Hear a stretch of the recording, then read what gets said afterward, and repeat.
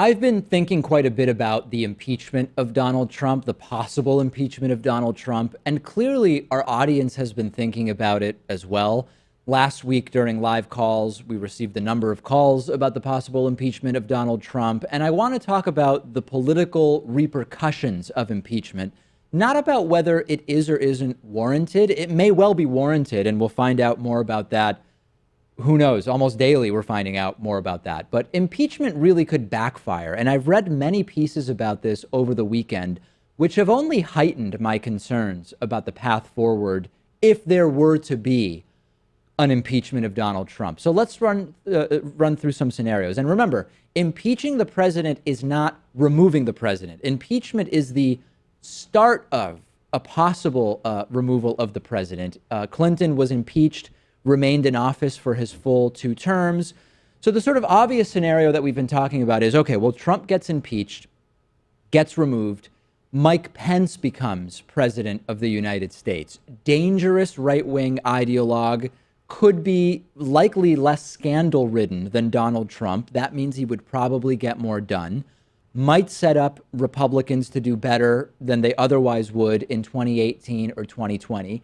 That's not a particularly good scenario, but there are other scenarios that could actually be just as bad for progressives. First of all, as Jeff Olson pointed out in a piece in thesetimes.com, if Democrats can't impeach Trump alone, let me put it a different way. Democrats can't impeach Trump by themselves. They need some Republicans. So first of all, if you have a sort of Democratic promoted impeachment really publicly without any Republican support, that could completely and totally backfire.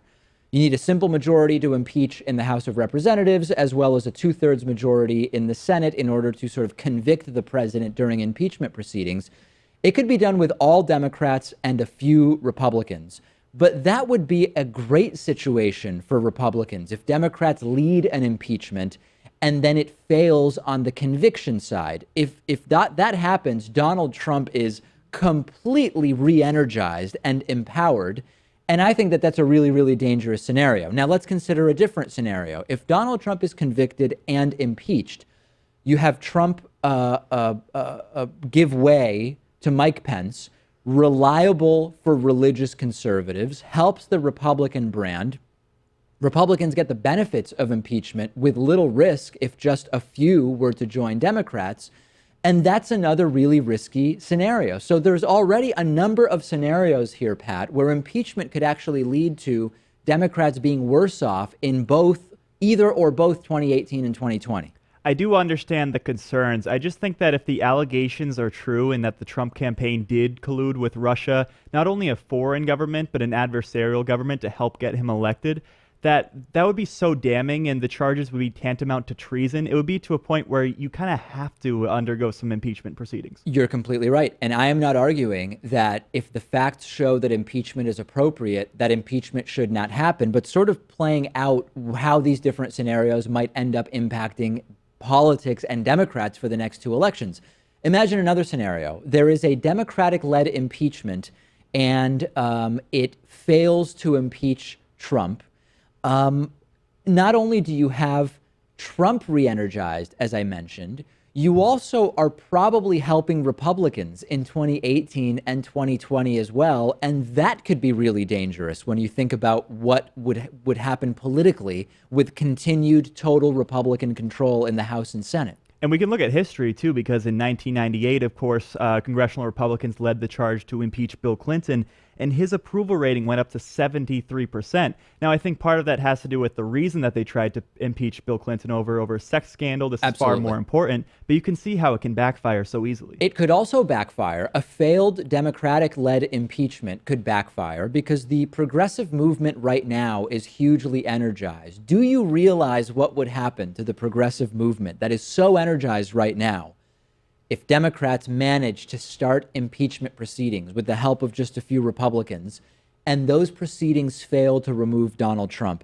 I don't know if you agree with me, Pat, but that would hugely deflate the momentum of the progressive movement that is so energized right now. I think it would also deflate the Trump agenda for some time, though. They wouldn't be able to really talk about health care and tax reform if they're distracted by impeachment proceedings. And I think that could help run out the clock to 2018 and 2020. The run out the clock idea I want to get to in a second. Before I do that, though, what if Republicans realize, you know what, Trump is toxic? We need to lead impeachment. That's better for Democrats, right? Because obviously Democrats would support that impeachment if Republicans are leading it.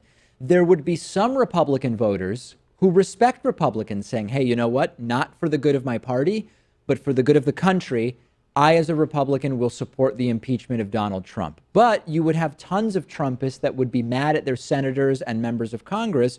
They might not vote at all in 2018 or 2020, or they might vote Democratic to punish those representatives that they're angry with. That's a better scenario, but it still might have the potential to put Mike Pence in to quietly destroy the country in far less scandalous way or fashion than Donald Trump. So the best scenario, and this sort of gets to what Pat was alluding to, the best scenario might be no impeachment.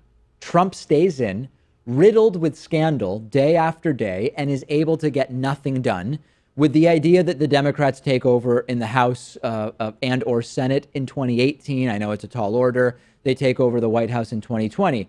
Who's talking about the Senate voting on the Affordable Care Act repeal right now? Nobody. You know why? Because it's scandal after scandal every single day. Who's talking about that abortive Donald Trump tax plan right now? No one, because it's Trump scandal day in and day out, investigation day in and day out. We're already sort of seeing what it could be like, and that's kind of what you're talking about, Pat, in terms of running out the clock.